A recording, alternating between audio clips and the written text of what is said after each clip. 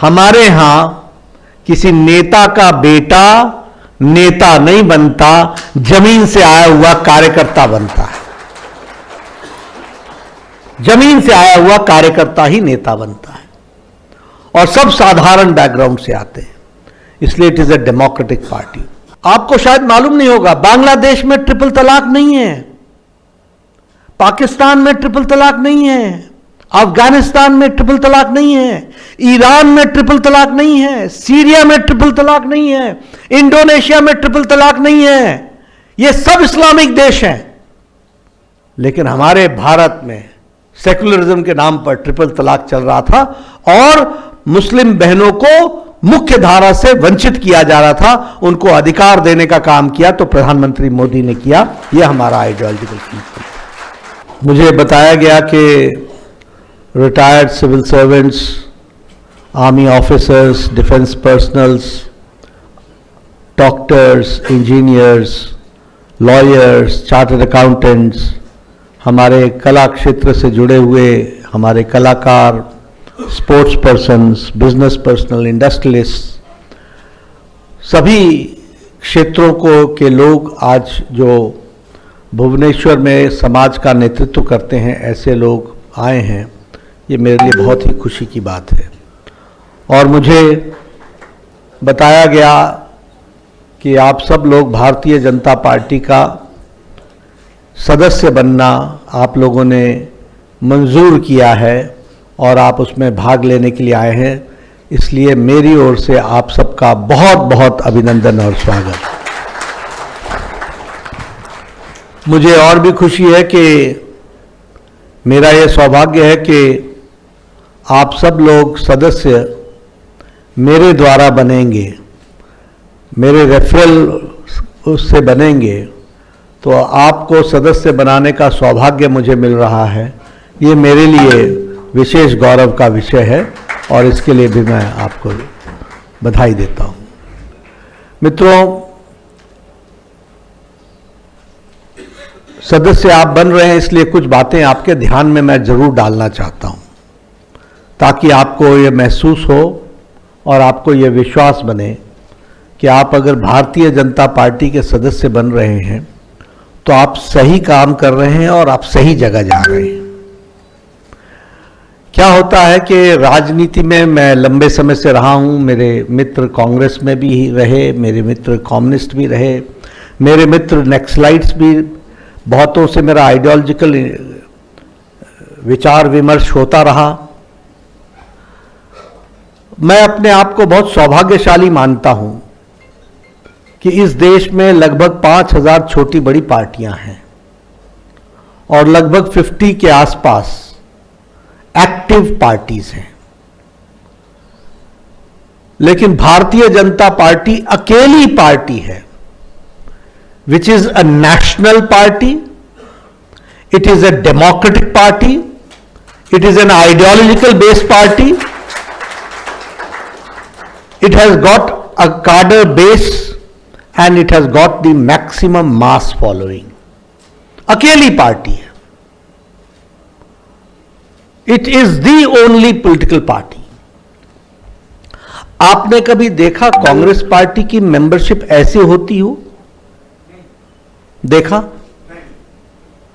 आपने कभी देखा कि कांग्रेस पार्टी ने मेंबरशिप को इतनी इंपॉर्टेंस दी हो कि एक ही मंच पर राष्ट्रीय अध्यक्ष भी हो, प्रदेश का मुख्यमंत्री भी हो, प्रदेश का अध्यक्ष भी हो, राष्ट्रीय महामंत्री भी हो और प्रदेश का उप मुख्यमंत्री भी हो for membership? This tells volumes about the seriousness of the membership. हमारे यहां मेंबरशिप कितनी ट्रांसपेरेंट है। हम कहते हैं हमारी संख्या 18 करोड़ है, हमारे कहने से नहीं होता, हमारा डिजिटल बोलता है। हम कहते हैं हमारी संख्या हमारे पास 10 करोड़ है, हमारे कहने से नहीं होता, दिस इज ऑन रिकॉर्ड। तो it is the democratic party and the transparent party. अभी से हमारी सदस्यता शुरू होगी। इस सदस्यता के बाद एक्टिव सदस्य बनेंगे। एक्टिव सदस्य के बाद नीचे मंडल से इलेक्शन शुरू होगा। इलेक्शन होने के स्टे पहले मंडल का इलेक्शन होगा, फिर जिले का इलेक्शन होगा, फिर स्टेट का इलेक्शन होगा, फिर स्टेट के इलेक्शन के लोग नेशनल प्रेसिडेंट चुनेंगे। ये प्रोसेस किसी और पॉलिटिकल पार्टी में नहीं होता है, ये सिर्फ भारतीय जनता पार्टी में होता है। और इसीलिए हमारे यहां किसी नेता का बेटा नेता नहीं बनता, जमीन से आया हुआ कार्यकर्ता बनता है। जमीन से आया हुआ कार्यकर्ता ही नेता बनता है, और सब साधारण बैकग्राउंड से आते हैं। इसलिए it is a democratic party. When I say it is an ideological party, आप बताइए कौन सी ऐसी पार्टी है जो आइडियोलॉजी पर चली? महात्मा गांधी ने कह दिया कांग्रेस को डिसबैन कर दो after 1947, this was made only to bring independence, independence has come, so we should disband Congress party. नहीं माने नेहरू जी, विचारधारा से अलग हट गए। कलेक्टिव फार्मिंग से लेकर कोऑपरेटिव फार्मिंग से लेकर के कहां कहां के कौन कौन से तरीके निजात करने की कोशिश की, नहीं सफल हुए। हमारे लेफ्टिस्ट साथी कहां से चले थे और कहां पहुंच गए, किससे दोस्ती की किससे दुश्मनी की समझ में ही नहीं आया। आज केरल में वो आपस में नूरा कुश्ती करते हैं और दिल्ली में दोस्ती करते हैं, समझ में नहीं आता। फोटोग्राफी सेशन करते हैं, वेस्ट बंगाल में लड़ते हैं और दिल्ली में साथी बनकर के खड़े हो जाते हैं। अगर मैं कांग्रेस पार्टी की बात करूं तो ये तो अर्बन नक्सलिज्म का स्पोक्स पर्सन बन गए हैं, स्पोक्समैन बन गए हैं। डिसइंटीग्रेटिव फोर्सेस के एक तरीके से कहा जाए उनको आगे बढ़ाने का और उनको प्रोत्साहन देने का और उनकी बात को आगे रखने का काम आज कांग्रेस पार्टी कर रही है। कहां नेशनलिज्म रह गया? श्रीनगर में धारा 370 वापस लेंगे, उनके साथ हाथ मिला रहे हैं। लेकिन ये भारतीय जनता पार्टी है जिसने भारतीय जनसंघ के नाम पर 1952 में कहा था एक देश में दो निशान, दो विधान, दो प्रधान नहीं चलेंगे। एक लंबी यात्रा की, श्यामा प्रसाद मुखर्जी ने बलिदान दे दिया।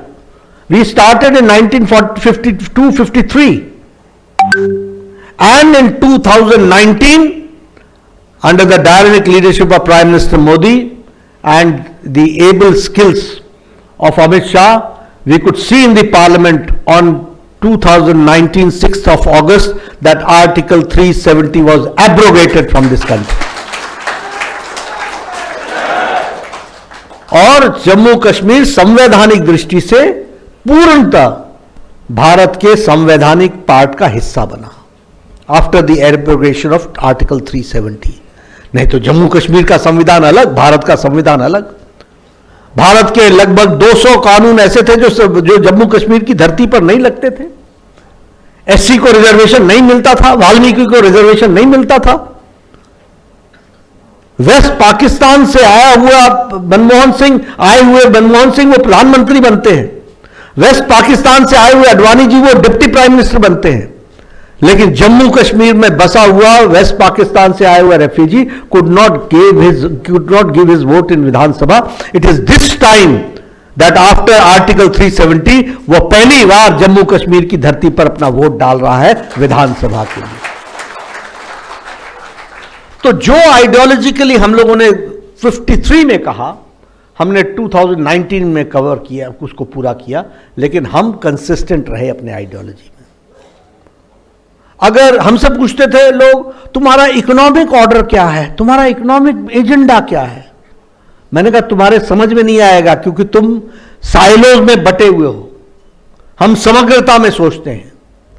दीनदयाल उपाध्याय ने एकात्म मानववाद दिया, उसको हमारे सरकार जब आई तो हमने अंत्योदय के नाम पर उसको इंप्लीमेंट किया।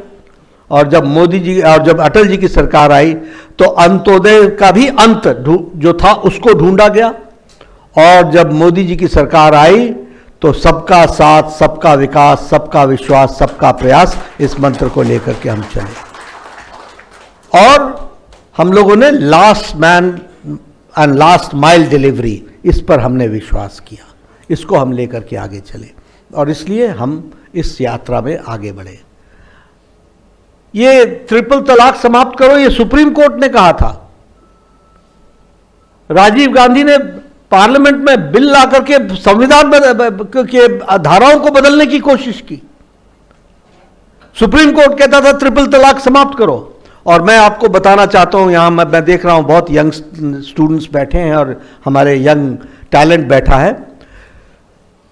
आपको शायद मालूम नहीं होगा, बांग्लादेश में ट्रिपल तलाक नहीं है, पाकिस्तान में ट्रिपल तलाक नहीं है, अफगानिस्तान में ट्रिपल तलाक नहीं है, ईरान में ट्रिपल तलाक नहीं है, सीरिया में ट्रिपल तलाक नहीं है, इंडोनेशिया में ट्रिपल तलाक नहीं है।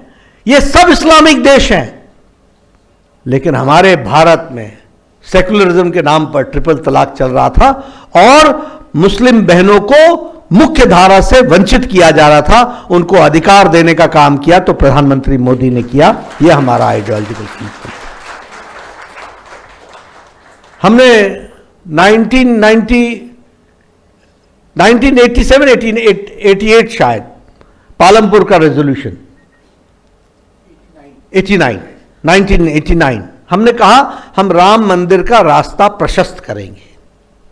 हमारे साथी पूछते थे राम मंदिर बनाएंगे, तिथि कब बताएंगे? मैंने कहा तिथि भी बताएंगे और मंदिर भी बनाएंगे। और 22 जनवरी को भव्य राम मंदिर बन करके तैयार हुआ, जिसका लोकार्पण प्रधानमंत्री मोदी जी ने किया।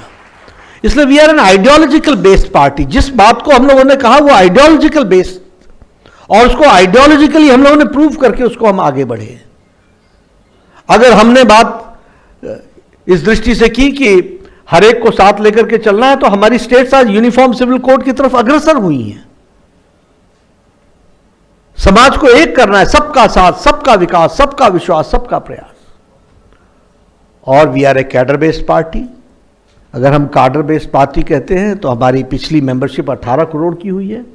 और आपको मालूम होगा कि हमारे यहां हर 6 साल के बाद, चाहे कोई भी हो, प्रधानमंत्री जी से लेकर के राष्ट्रीय अध्यक्ष से लेकर के साधारण कार्यकर्ता, सबकी मेंबरशिप समाप्त हो जाती है और फिर से नया मेंबर बनना पड़ता है।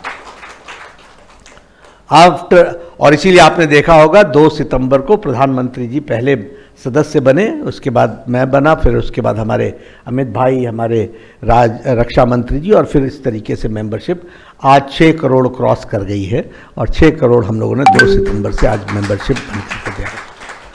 तो इतना ट्रांसपेरेंट और इतने सिस्टमैटिक तरीके से हमारी मेंबरशिप का कार्यक्रम चलता है और हम अपने कॉन्स्टिट्यूशन के तरफ से उसका ध्यान रखते हैं। तो जब मैंने कहा कि कार्डर बेस्ड है, तो कार्डर बेस्ड का मतलब है ये है कि आज हमारी पार्टी में 10,40,000 बूथ हैं, जिसमें से 8,40,000 बूथ पर हमारा बूथ का अध्यक्ष है और हमारी समिति। We are the largest. हमारे 1.5 लाख हमारे शक्ति केंद्र हैं जिस पर हमारा काम चल रहा है। 15,000 से ज़्यादा हमारे मंडल हैं। और ये कार्डर बेस्ड तरीके से हम अपनी पार्टी को ग्रो कराते हैं और उसको बढ़ाते हैं। और ऑल इंडिया है, पैन इंडिया है दिस पोलिटिकल, अपने बीजेपी पॉलिटिकल पार्टी। अगर मैं बात करूं अपने मास फॉलोइंग की, तो आज लगभग 350 हमारे मेंबर पार्लियामेंट हैं। 1500 से ज़्यादा हमारे आज विधायक हैं। 7,000 से ज़्यादा, 7,000 से ज़्यादा हमारे मेयर, जिला परिषद सदस्य, चेयरमैन, बीडीसी, ब्लॉक समिति के सदस्य, ये हमारे 7,000 से ज़्यादा है। We have got the maximum mass following. और सबसे बड़ी बात यह है कि आज प्रधानमंत्री मोदी जी के नेतृत्व में भारतीय जनता पार्टी इस बात के लिए आपका आह्वान करने आई है कि हम सब लोग विकसित भारत 2047 में भारत को बनाएंगे। इसके लिए आप सब लोग मिलकर के जुड़े और भारतीय जनता पार्टी को मजबूती प्रदान करें। यह हमारा उद्देश्य है।